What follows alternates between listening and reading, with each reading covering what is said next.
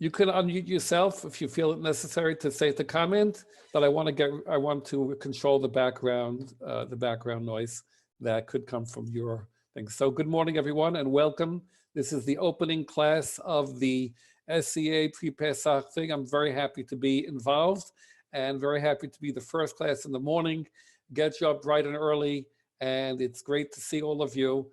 And really, I would not have seen everyone, and I wouldn't have been able to learn with all of you before. So thanks to the coronavirus, and welcome to the early rises in New York and those in Israel that are in the afternoon. The topic of the class is the Exodus from Egypt versus the ingathering of the exiles, which is greater. Now, when I say by the ingathering of the exiles, what I mean to say is what has happened in the state of Israel in the last 100 or 150 years. And the major point, and I'll say it right at the outset, we are living through an event that's of biblical proportions in our times. We are living through one of the greatest miracles that ever happened, not only in the history of our people, but in the history of all peoples. In mankind, this has never happened. And my point at the end of the class is that, and you can cut off now if you want, you'll have the major point. My point is that the only thing we're lacking is the realization and the Navi to write up the history of the last 100, 150 years in such a way that everyone would say, oh, this is God's hand in history. We all feel it and we all know it, but we're lacking, we don't have yet the Navi that will write it up in this way. So that's the major point of my class. And I say it at the outset, I think that we're living in unbelievably miraculous times, the likes of which was never done before in history. So now I go back to the question with which we started the class and the title of the class. The Exodus from Egypt, or the ingathering of the exiles, namely the founding of the state of Israel, which is greater and which is more important, the one or the other. Now, one second. Why compare them? You have the ingathering of the exiles, the foundation of the state of Israel, everyone coming here, wonderful. And you have the Exodus from Egypt, also wonderful. Why do we have to compare? Why do we have to say one is better than the other? And I really wouldn't have said it had it not been from what we learned in the Gemara that's brought in the Haggadah. So I'm going to look at the section in the Haggadah that speaks about the exile from the ingathering of the exiles and compares it to the state that found the Exodus from Egypt. And I'm going to share my screen with you now. So when we read in the Gemara, we're going to read in 2 weeks about, or a little bit less than 2 weeks. We're going to read Maaseh, the Rabbi Eliezer, the Rabbi Yoshua, Rabbi Elazar, Rabbi Akiva, Yitaron Shegim Samim B'Rei Barak, and it speaks that they were speaking about the whole night, speaking about Yetziat Mitzrayim until the students came. Now I want you to look at the next section. Rabbi Elazar ben Azariah, Amar Rabbi Elazar ben Azariah, Harek ani keven 70 shana velo zachiti shetamer Yetziat Mitzrayim b'leilot. He said, Rabbi Elazar ben Azariah said, I'm about 70 years old, and I was not zocher to see Yetziat Mitzrayim, that we should say Yetziat Mitzrayim in the nighttime, until Ben Zoma mentioned it, that he learned the pasuk, Leman tizkor et yom tzeitecha me'eretz Mitzrayim kol yemei chayecha, in order that you should remember the Exodus from Egypt all the days of your life. And the derasha is on the word kol yemei chayecha. If it would just would have said yemei chayecha, that means only during the day. Kol yemei chayecha, that means during the night also. And those who disagree with Ben Zoma, they say, that's Chachamim, they say, Yemei chayecha ha'olam hazeh. Kol yemei chayecha lavi lemot HaMashiach. We mentioned Yetziat Mitzrayim in our days, and that's Yemei Chayecha. But it says Kol Yemei Chayecha, even in the time of the Mashiach, we will mention Yetziat Mitzrayim. So according to Hachamim, Yetziat Mitzrayim is mentioned even when the Mashiach comes, we'll still speak about Yetziat Mitzrayim. Now, why would you say not? So I want to speak about the context of this section of the Haggadah. It's really not talking about the Seder at all. It is talking about saying the third chapter of Kriyat Shema, whose main point is the last pasuk, I am God that took you out of Egypt. That's called Yetziat Mitzrayim.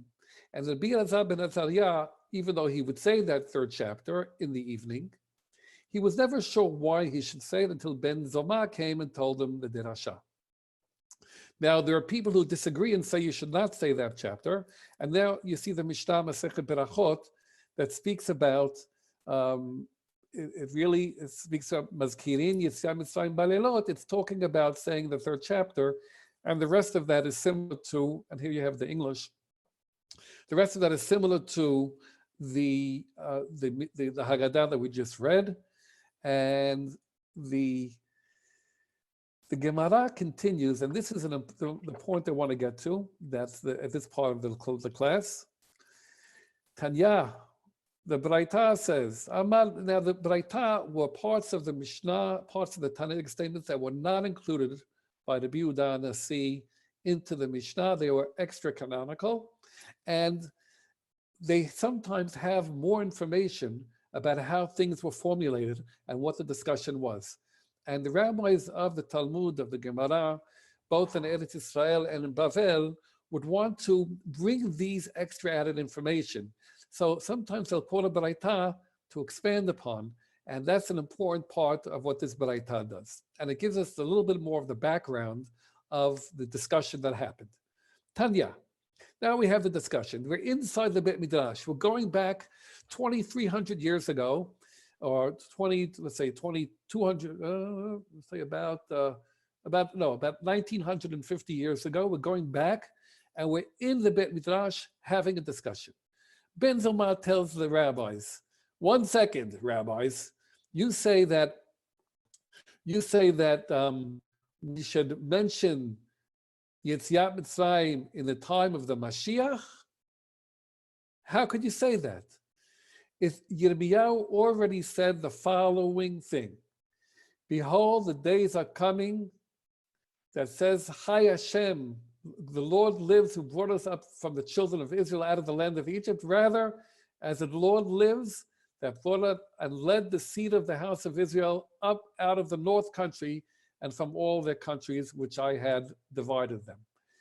And just going back, a little bit ahead, Yirmiyahu says, and here you have the pasuk, Lechen hinei yamim ba'im ne'um Adonai, ve'lo yomru od chai Adonai asher he'ela et bnei Yisrael me'eretz Mitzrayim. And you have the English translation there.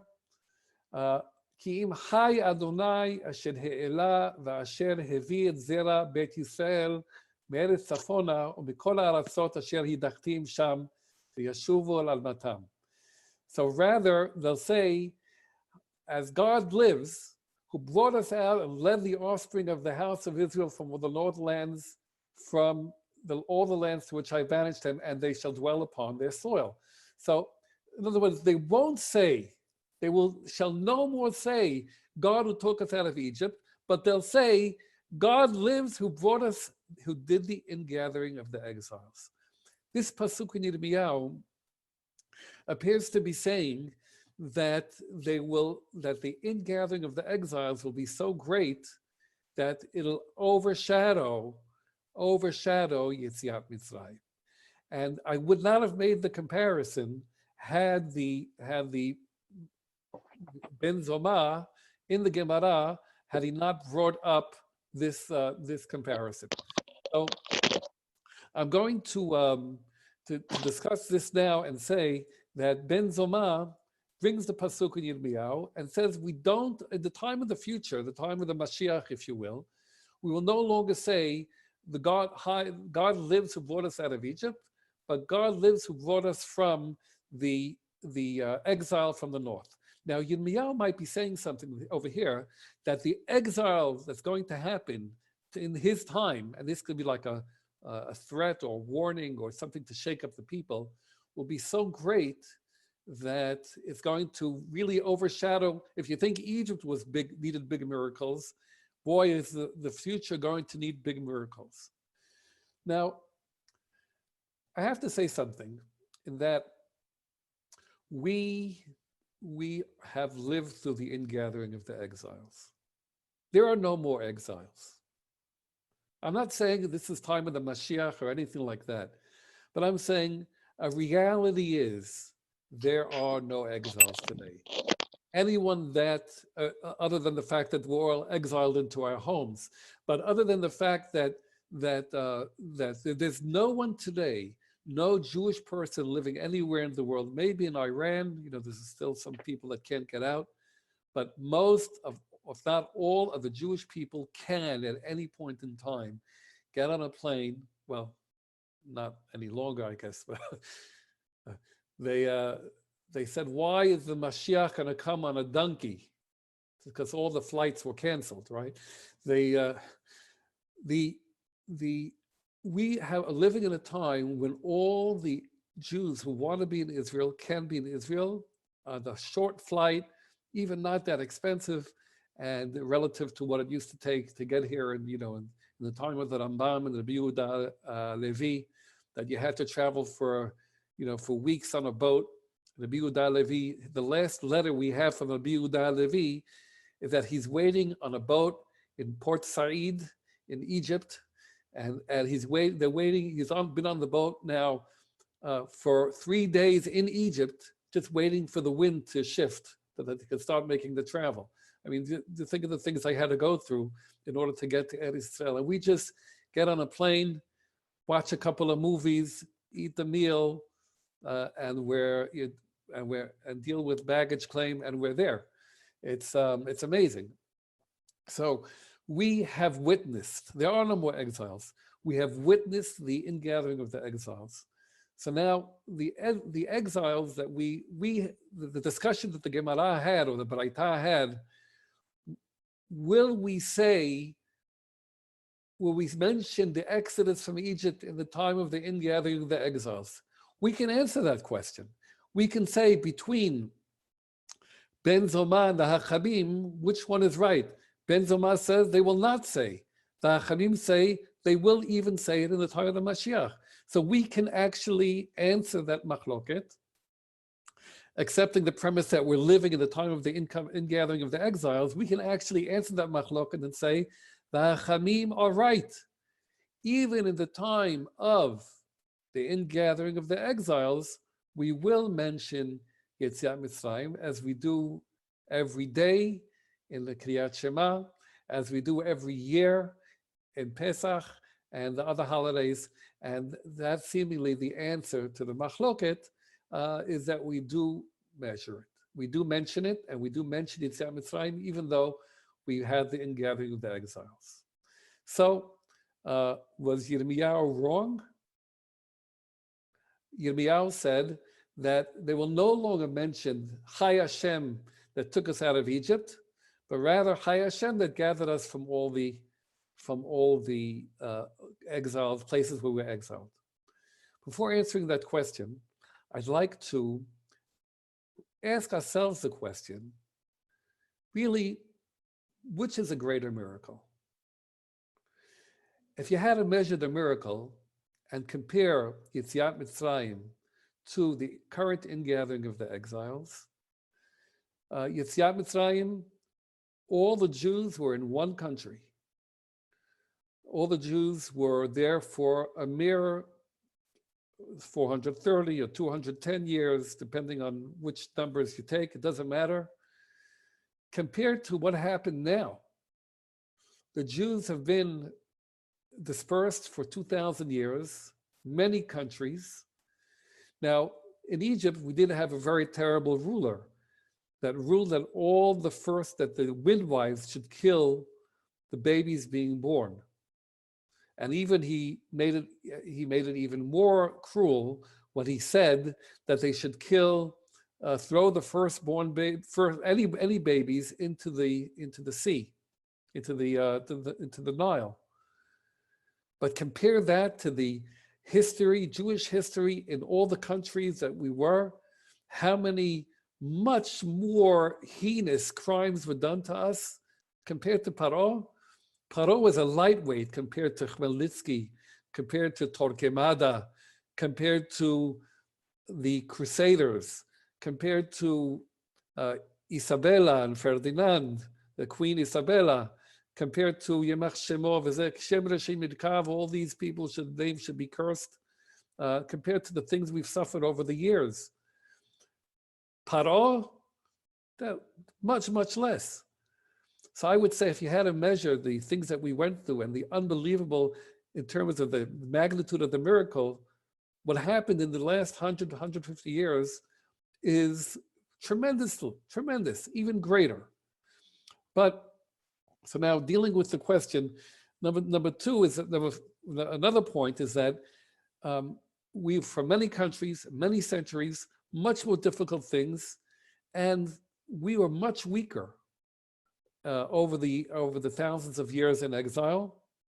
And what happened over the years is that it made, there was so much strong hatred of Jews. I don't like the term anti-Semitism because I think the term is laundering, it's whitewashing what the phenomenon is.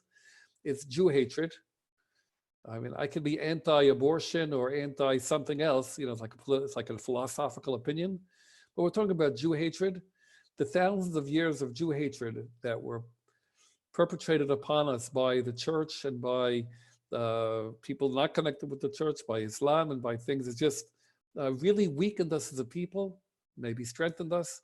However, we were in a much, much weaker state than we were in Mitzrayim.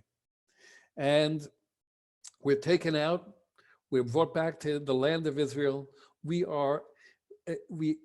witness a miracle, the likes of which has never happened in history of mankind. I could go on very long about it, and just one more thing I can say is that we see the revival of the Hebrew language. We're living, those of us on this chat now that are on the Zoom meeting that live in Israel know and get to really enjoy the flourishing of Hebrew culture, the songs, the literature, the plays, the movies. It's just amazing to be able to do this all in Hebrew. And I see some Israelis on, Adele is on, and Gabe Nejed, and it's something that we can really enjoy by really immersing ourselves in the new Hebrew culture. I happen to be reading a book by Amos Oz now, and he speaks about his uncle Joseph Klausner and the words that he invented because Hebrew was lacking words, and how the things were. So we're living in an unbelievably miraculous time. Now, in reviewing today's class with my friend Arkady said, Rabbi Ralph, it's very clear, had we not had the exodus from Egypt, there'd be nothing to discuss about the ingathering of the exiles. Right, Arkady? Remember you said that? So, and that's absolutely correct. In fact, without the exodus from Egypt, there'd be no connection to God. Without what happened, without us being saved in Egypt, we would not even know that God can do something like this. In a minute, I'm going to use an analogy, but before the analogy, I want to say that we didn't even know that God appears in history. I mean, we take it as a given, those who believe in God, take it as a given that God's hand functions in history. But before Yetziat Mitzrayim, that concept wasn't even known. Yes, people believed in gods, and they believed that they had to placate the gods, and by giving sacrifices and by doing certain incantations and magical things, but they didn't know that God controls history. The first major point of the Exodus is that God is in history, he's involved in history and cares about it. And that there's one God that controls all of history. Second point that Yetziat Mitzrayim had to give us was a point that I think held us through the millennia of the devastating exile. And without this point, I don't think we would have made it either. And that is the point of hope. We were given that after every single seder, what did they say for thousands of years? L'shana haba'a b'Yerushalayim habnuya. Now we say it, and we say, yeah, next year, not this year. Next year, we'll put it off another year. But when they said it in the midst of the expulsion from Spain. They said it in the midst of the Crusaders coming in and pillaging and raping and murdering and doing everything. And they said, L'shana haba'a b'Yerushalayim. That hope gave us the strength to continue. That hope gave us the hope that Hashem will save us and bring us around and bring us back. That gives us the ability to put up with a lot. And it gave us the ability. There was an experiment done, like a psychological or behavioral experiment that was done with rats several years. I read it about 10 years ago, so it must have been done much, much longer than that. And the experiment was this. They put rats in a bath, in a pool, and they saw what's the average time that rats can't swim. So what is the average time that rats will survive in the bath? And they said that rats can survive.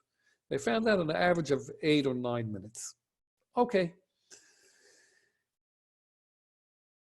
They did the experiment again. They got new rats, and they put rats in the pool, and they saw that after about 7 minutes, the rats were getting very frantic, and the rats were like going around.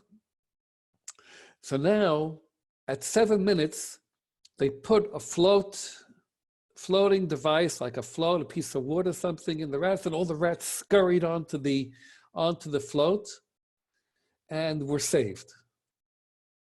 Okay?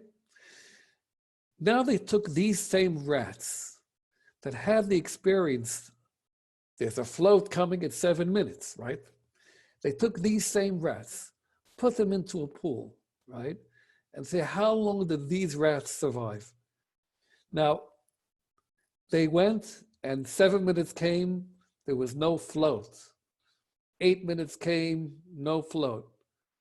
About 12 or 13 minutes, which is a great increase, these rats on average survived. Now, don't catch me on the numbers, you get the idea. What was it that allowed this second group of rats to survive longer? Even in the most primitive of animals, it was, they think this, we don't know, we've never spoken to rats, although some people in business might have. What was it that led these rats to be able to survive longer than they would have on an average? It is the ability, they think, to hope that it would come.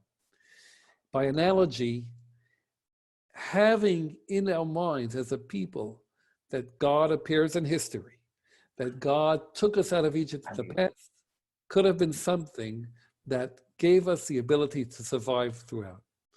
I'm going to unmute everyone, and have any questions or things that you'd like to share. I saw some chats that were sent. I'm going to also see the chats. There are some classes, some people that sent questions.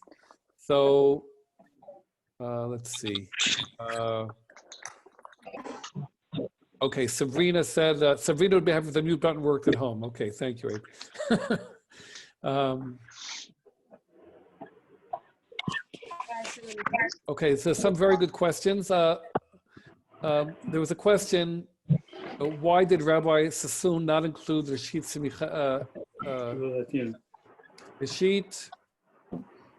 Semichat Geulatenu in the prayer for the state? Why do you think he had that position, and what would have changed his mind today? Well, I'm not sure. I've never asked him about that. I can think that someone would say that we're not aware of something called Reshit Tzmichat Geulatenu. It's not mentioned in the sources. So either we have the Geulah or we don't. But I'm not sure what he believes about it. I agree with Jack Habert that said that the Haggadah ceremony is the key reason to survival of Judaism, and it's I also like the rat joke. Thank you, Jack. It's hard having everyone on mute because I can't hear the laughter, if there was any. Okay, and Elliot Raha sent shouts to everyone in private. And what about the real Messiah from the house of David, of the Mashiach, that Morris, Dr. Shammer brought up?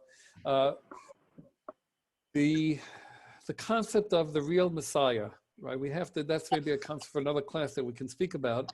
And what does that mean? And we're in a messianic period. I don't think that we can discuss it now. And the question of whether we are in a kind of messianic period, and the question that Rabbi Sassoon, why did he say it, is a very enthralling topic that I would like to deal with at some point. In a nutshell, I would say that the Rambam in Hilchot Melachim says that there's nothing differentiating our days, in other words, he's talking about his time in the 12th century, and the days of the Mashiach, except for the Shiabud Malchuyot, our subservience to other kingdoms. Now that's citing a statement made by Shemuel, the 3rd century BE Emolan Bavel, and I take that as a kind of indication of what might be the decision of the time, or the description of the time of the Mashiach, and the conclusions that leads me to are wide-reaching, which we can discuss at another time, not today. Does anyone have any questions they'd like to do out loud? Feel free, one at a time. Yirmiyahu's pasuk, how do we know he's not referring to the return from the first galut from Babel?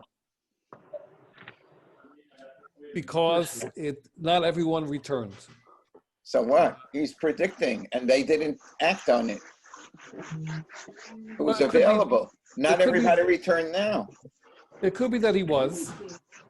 However, Ben Zoma definitely takes it as applying to something that's going to happen. So Ben Zoma's taking it as being a time of the Mashiach, and therefore that's the way I was understanding it as well. And the fact that Yirmiyah said that it would be everyone coming back, and that didn't happen in actuality, would make me think that Nevuah, that prophecy, was not yet fulfilled.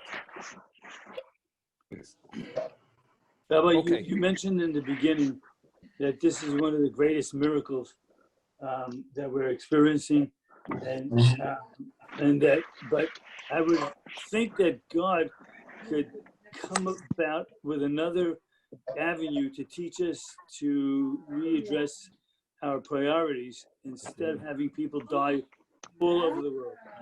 There are pious people all over the world that don't deserve to die. So I don't know if I understand how this is the greatest miracle that we're living through. When you say, I'm not sure what you're referring to when you say pious people dying. You're talking about the present China, in Italy, in every country, 141 countries that people dying. Okay, I'm not talking about the coronavirus as being the greatest miracle. What is? I'm talking about the ingathering of the exiles. Now, I'm going to be giving a class in about a week and a half on my take on the lessons of the current situation. So I'll be doing that not today and not now. I don't think it's experiencing now is a great miracle at all. But when I said it was the greatest miracle, I'm speaking Rabbi, about. Rabbi, sorry. I think you should mute everybody, and the people who have questions, let them unmute themselves because there's a lot of noise in the background. Got it. Okay, to respond to Abby's question, I think that it's, I'm not, when I said the greatest miracle, I'm talking about the foundation of the state of Israel, and I'm talking about the ingathering of the exiles and all the miracles connected with that. The current situation that we're in, that the world is going through, is a terrible tragedy. I mean, that's undoubtedly, and it is tragic that people are dying, and I will in about a week give a class on this topic, and be happy to invite anyone who sends me a message with my WhatsApp message, and I'll be happy to include it and announce the class. When I was saying the greatest miracle is the foundation of the state of Israel, the revival of the Hebrew language, the ingathering of the exiles, the liberation of the Temple Mount, Hebron, Yehuda v'Shomron. These are the great miracles of our time that we've witnessed. Definitely not the current pandemic that we're living through, and hopefully all of us will survive. Okay. Now I want to, when Arkady asked me that question, my friend Arkady asked me that question a couple of days ago, I said, you know, he's right, but I have to give something that will make this analogy, will make this come alive for people. And I thought of the following analogy. I've been married for 36 years. People have been married for a long time or a short time. And I'll never forget my first date with Michal, my beloved wife. I'll never forget the day of my marriage, and neither was she. People who are married never forget that. The Exodus was like the first date. Kriyat Yam Suf was like the engagement. Ma'amad Har Sinai was like the wedding. We never forget those things. They're indelibly imprinted in our minds. However, after being married for 36 years, the great kindnesses that my wife does for me every Shabbat, last Shabbat, yesterday, last week, the great things that she does for me yesterday and the most recent things are what makes me say our relationship is alive. That is the living God, Chai Hashem, and that's what Yirmiyahu says. Chai Hashem, asher helanu me'eretz hatzafon u'mekol ha'aratzot. God's being alive in our life is remembered by the most recent great event. So to answer the question, yes, the Exodus from Egypt is like the wedding, is like the marriage, and that we never forget that. But after 2,500 years since the Exodus from Egypt, 2,000, almost 3,000 years since the Exodus from Egypt, and after many, many hundreds of years where we feel God has abandoned us, the thing that most reminds us that God is still alive and still active in history is the ingathering of the exiles. So actually, it is both the aspects of the Exodus from Egypt, which started it all. And of course, we wouldn't have had the hope, we would not have survived had it not been for the Exodus from Egypt. We would not have known that God is active in history had it not been for the Exodus in Egypt. But how are we cognizant of the living God active and history still active is the miracles of the last 100, 150 years in Israel.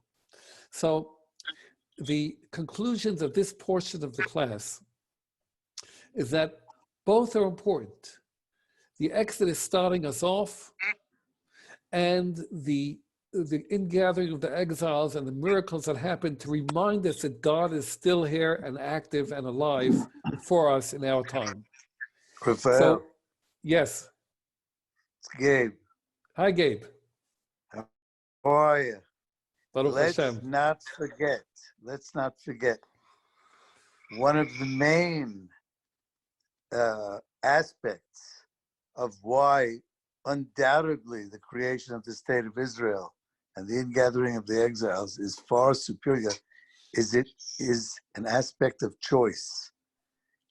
Human beings who took the mandate of what God did for us, Yetziat Mitzrayim b'moach, where people moved from slavery to freedom in their minds, were able to discern what it meant to be a Jew, what they wanted out of it and what they had prayed for, actively choosing and leaving a life of comfort, a life where by dint of historical movements, they ended up far from a place where they could fully realize their potential and understand where the root cause and source of their being is. So people have chosen this.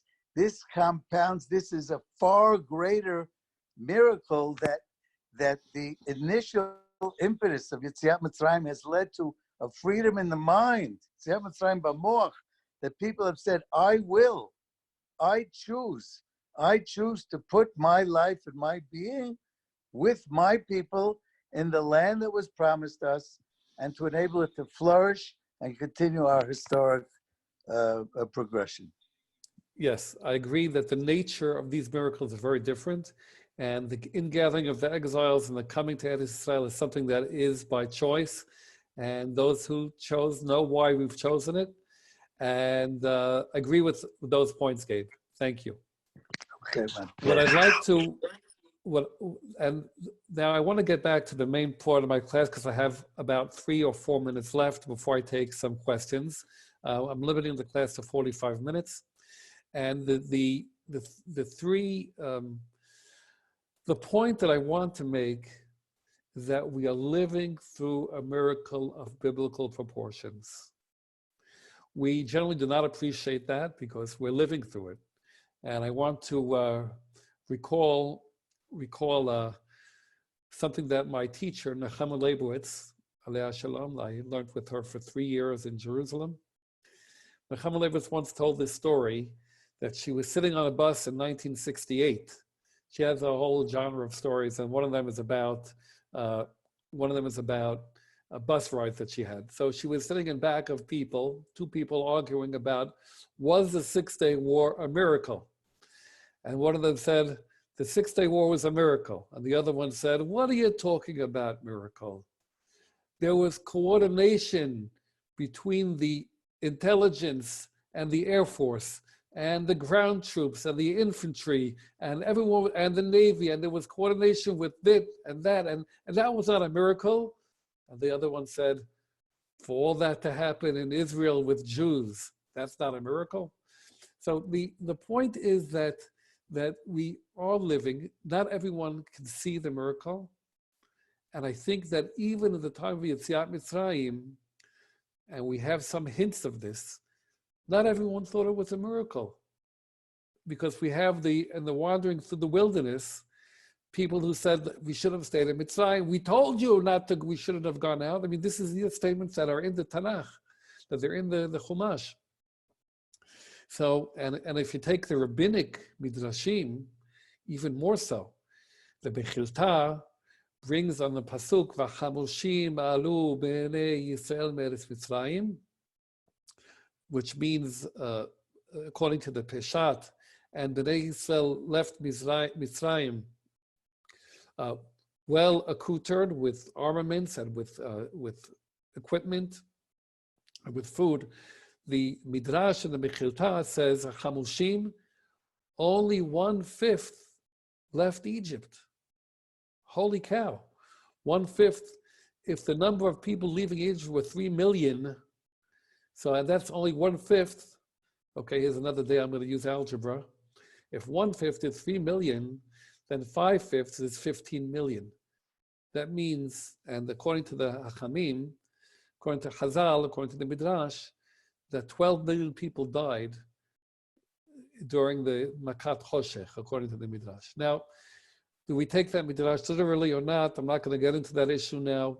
But my point is that according to Chazal, only a minimal people left Egypt. So now we are definitely living in a time of biblical proportion. We're just lacking the Navi to write this up. We're just lacking the ability to see it and to have it told in such a way that would make everyone excited about it. I want to allow time for questions, and I see some questions on the chat. So I want to allow time for questions. Whoever has a question, you can unmute and please ask it. But if you see someone has unmuted, don't unmute. So I want to give time for public questions. Please feel free. I have a question. Elliot. We live in a time right now where there's digital media that is recording almost every second of our lives. Tell me the significance of understanding the miracles of our time through media as it relates to the Nevi'im. So I believe that had we, if you will, I'm not saying that any books should be added to the Tanakh. Okay, that's clearly not going to happen, and shouldn't happen. I'm not saying that's what should happen, but I believe that and I believe there's something to the written word as opposed to the video and audio and movie, that the written word allows for so much more engagement, whereas video is much more passive. That being said, I do believe there's a need for using all the vast media that we have to inspire, encourage, and speak about the miracles. I don't know if any who has been in Israel in the last years, but for example, near the Kotel, there's a virtual reality tour of the Beit HaMikdash. I mean, you can actually be within the Beit HaMikdash. And Amy Mala brought up a good point that Zoom, more people have been learning with Zoom in the last years, and this whole day on probably going to be in the SCA. This whole Zoom day is going to be full of Torah learning, and that wouldn't have been accomplished otherwise. So yes, there's a need, and I think that in the future, the next, if you will, that we have Torah, Nevi'im, Ketuvim, and maybe the next one's going to be video, which will be the next section of the Torah that will express things in ways that inspire. As Marshall McLuhan said, the medium is the message, and it's been great to share this time with all of you. This is the first part of a class that actually is going to, I'm going to be teaching, and I'm going to be ending soon. I just want to put up for those who joined, who didn't join, who weren't on for 5 minutes before. I'm going to put up my phone number, my information.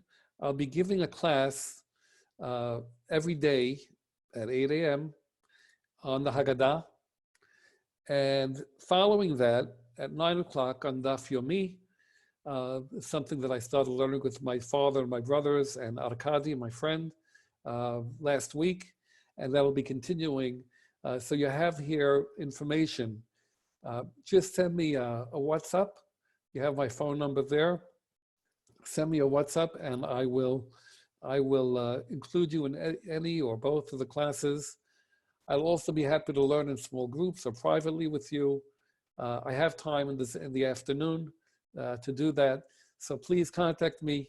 I want to end with, it's great to see you all, even in this way, which is, I don't think that I would have gotten all of you here from all the different places at one time. And I know that we will grow from this period of being in quarantine. I'm sure that you've already reflected on the meaning, global meaning of what we're going through, more than just how my business will survive or not, or how am I going to go to Minyan or say Kaddish or have the Seder, but more of what the global meaning of this period is. Shakespeare said, all the world is a stage and we are just actors. And I told my friend Gabriel Meneged in Wedgwood Street in Jerusalem, I told my friend, yes, all the world is a stage and we're the actors, but Hashem is a director. It behooves us to look at the events of our time and try to see what the message of the events that are unfolding. And we shouldn't say, what is that guy doing wrong or that group of people doing wrong, but how can we improve individually and communally and nationally. Chag Sameach, Tizkulu Shin Rabot. Thank you for joining. 8 o'clock Sunday morning is a rough time. I didn't think anyone would come. I appreciate all of you here. And you can continue sending chats, and you have my WhatsApp. Feel free to contact me, and we'll make a time to learn. Good day, everybody. Good day. Thank you. Thank you. Our pleasure. Thank you, Rabbi. Take care. Bye. Bye.